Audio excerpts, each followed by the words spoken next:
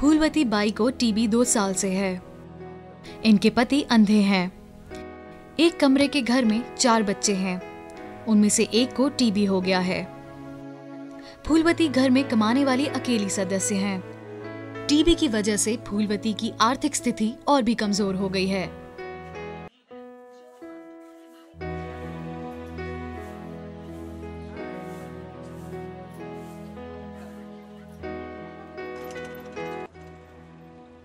क्षय रोग यानी टीबी एक संक्रामक बीमारी है जो माइक्रोबैक्टीरियम ट्यूबरकुलोसिस बैक्टीरिया से होती है।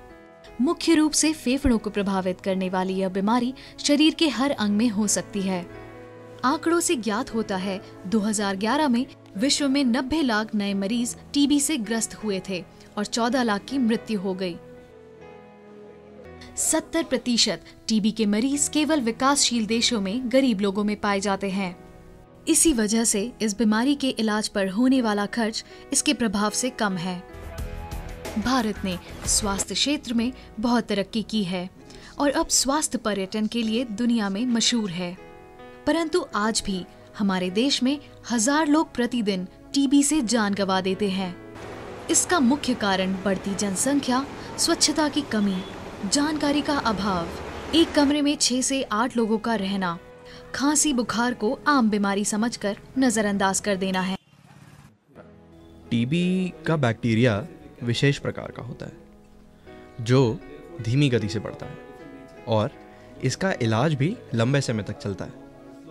इलाज में विभिन्न प्रकार की दवाइयां एक साथ लेनी पड़ती हैं।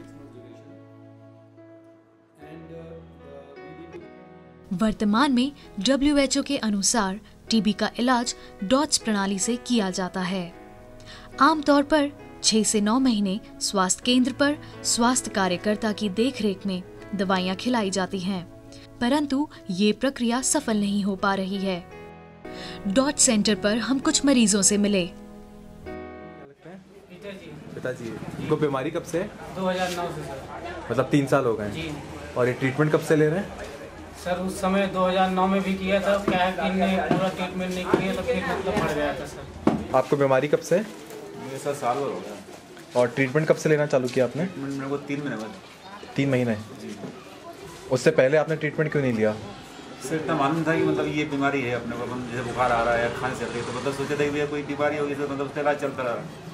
उसके बाद मालूम एक्स्ट्रा उसका करा, इन लोगों ने भी देखा कि हाँ इसको टीबी की बीमारी है, इस वजह ट्रीटमेंट चालू करा। तो लंबे इलाज में डिफ़ॉल्ट केसेस ज़्यादा हो जाते हैं क्योंकि एक तो वो आर्थिक रूप से, शारीरिक रूप से वैसे ही कमज़ोर रहते हैं, फिर बार बार उनको दवा खिलाने बुलाओ, फिर वो अपना काम छोड़ के आने में या मतलब उनकी वो नहीं रहती है, स्पिरिट नहीं रहती कि हमको ठीक हो जाए। वो उनको लगता है कि हमारा अगर काम छूट गया तो अभी तो हमें खाने के लाले पड़ जाएंगे। ये उनको दिक्कत का सामना करना पड़ता है। और पर डे खाना पड़ता है। यदि यहाँ पर हफ्ते में 3 दिन खाते हैं तो उसी में 7 गोली 8 गोली खाना पॉसिबल नहीं होता।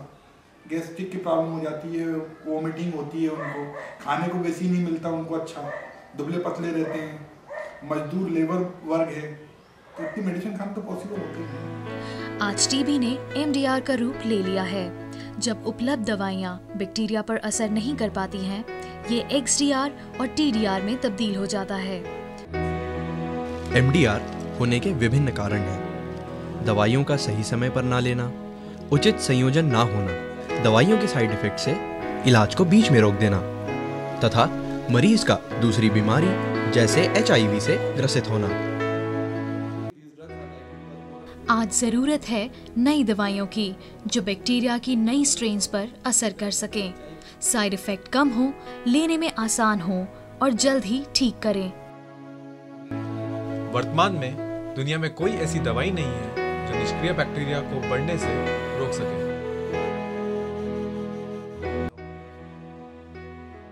सरकार को देशी और विदेशी कंपनियों के साथ मिलकर नई दवाइयों की खोज को प्रोत्साहित करना चाहिए और खर्च बढ़ाना चाहिए, जैसे OSDD, open source drug delivery, CSIR की पहल, जिसमें नई दवाइयां जल्द ही कम दामों में उपलब्ध हो पाएंगी।